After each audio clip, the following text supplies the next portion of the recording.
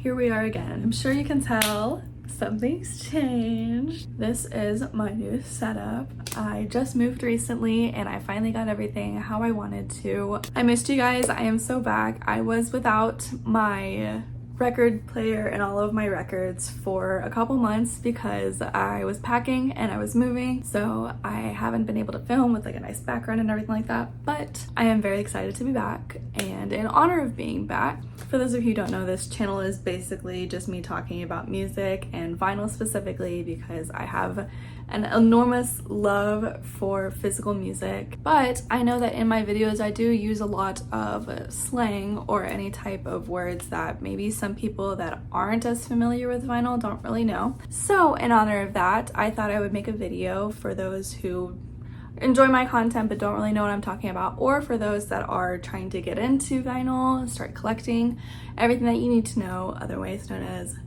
Vinyl 101. So I am going to be talking about how to take care of your pressings, how to store them, how to clean them. So with that being said, we can go ahead and get into it. We could get into the types of pressings that are available nowadays.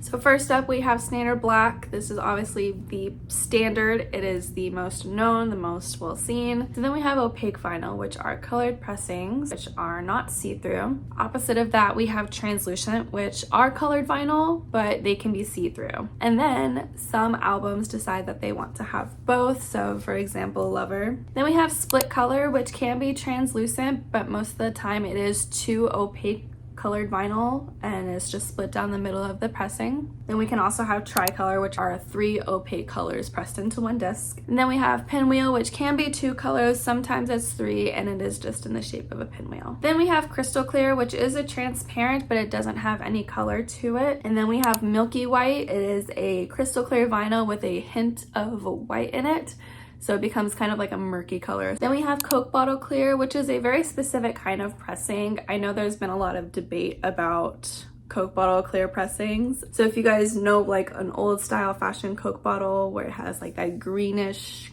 kind of tint to the bottle, is essentially what they're trying to go for. Harry Styles' fine line Coke bottle pressing is what I think is the most accurate depiction of a Coke bottle. Then we have marbled pressing. So these can come both translucent and opaque. They just have this beautiful, like I said, marbling kind of color where it just kind of swirls around the vinyl and looks like a marble countertop in a pressing. Some opaque vinyl actually do have hidden marbling into it that you can only see whenever you hold it up to the light. Then we have a splatter pressing, which is where they take a bunch of little wax beads and then they smash it into the pressing, into the mold, and it creates that huge splatter effect. And these can come both opaque and translucent. Then we have the swirl, which is pretty similar to marbled, but it doesn't have that like swooshing effect that the marble does. It's a little bit more apparent. Then we have metallic ones, which have a kind of shimmery effect to it. When you hold it at a certain angle, they do kind of reflect almost like they are metallic. Then we have glitter pressings, which can be opaque or translucent, and they just add glitter into them. And then we have picture discs, which we know very well, we've seen a lot of recently. These ones take a picture and literally press it into the wax, and then they cut the grooves around it. Then we have zoetropes, which are the bane of my existence. So what a zoetrope is, it's a bunch of pictures that you spin on your table and you'll record it with your phone and it makes it look like the pictures are moving. The only problem is that if you're just staring at it blankly with your eyes, you're not gonna be able to see it. And I just don't think that is really worth it around the hype that they have. Then we have filled vinyl, which I've definitely seen more of recently. It is a definitely new thing for sure. They have some liquid fill ones, they have powder filled ones, and then recently Chapel just came out with a hair filled vinyl. And then we have shaped discs. The most common one that I've seen is the heart ones. Obviously, Lover Live from Paris is in the shape of a heart. And then lastly, we have etched discs, which essentially is where the grooves are only pressed on one side of the vinyl, and then on the other side they have like a little picture on it that is etched into the wax. And I do want to preface that you cannot play on the etching side because there are no grooves for your needle to go into. So those are the types of pressings. If I missed some, please let me know. And more companies are getting creative with the types of pressings that we have, so I'm sure I might have missed some, so just let me know down below. So now we can go ahead and get into how to play your records. So first, I kind of want to talk about turntables. The one that I have right beside me, this is an Audio-Technica LP60. So this is the most common, I think, and most affordable turntables. They do have another version of this where it does come with Bluetooth. Mine does not, so that's why I have my little bookshelf speakers right next to it. You don't really need to invest in a crazy one right away, especially if you're just getting into your record collection. I would start out small and then build your way up as you grow your record collection, just so you're not breaking the bank right away, because records nowadays, they do cost a lot. It was nice when they were about 20 bucks for an album, and now they're going anywhere from like $40 to $80. With that being said though, I do recommend, if you are starting out your record collecting journey, to avoid suitcase players. Dramatic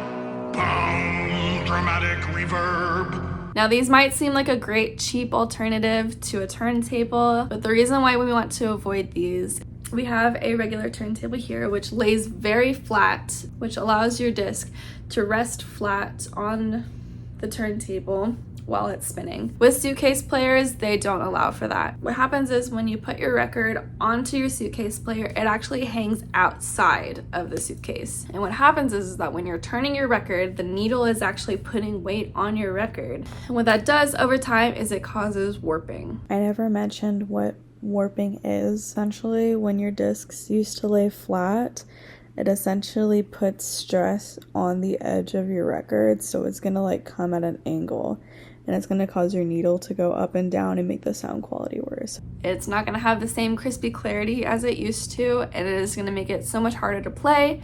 Thus, it's going to be damaging to your needle and your record player. So essentially, you just damaged not only your record, but your record player over time. So now that we got that out of the way, you have your nice turntable. Let me show you how to use it.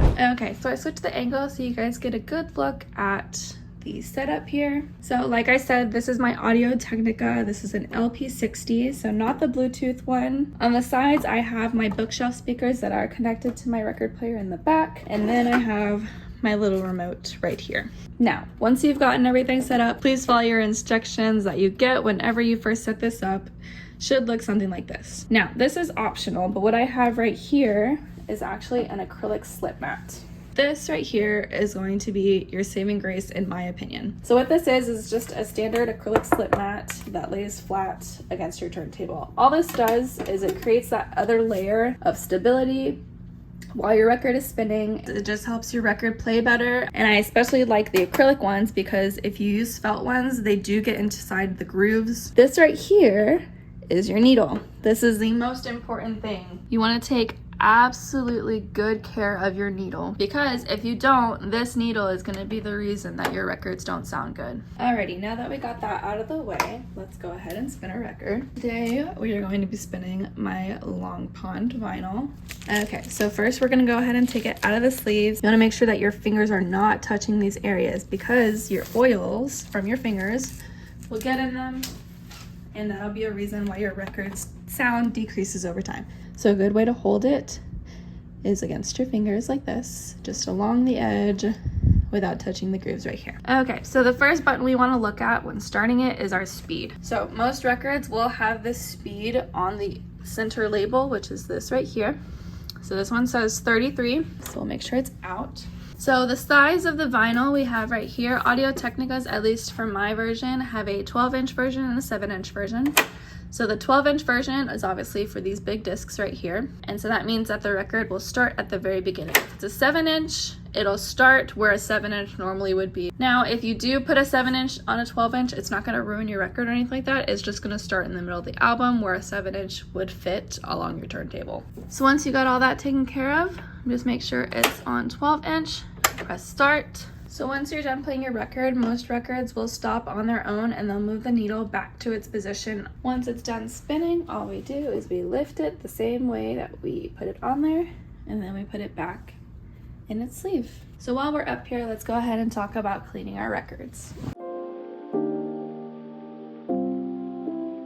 My favorite vinyl cleaning set is by Boundless. This is not sponsored, but these are my absolute favorite cleaning supplies.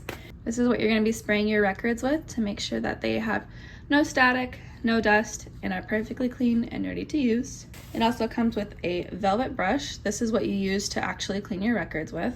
You get this little brush right here. This is used to clean your needle. And then you get a brush to clean your brush.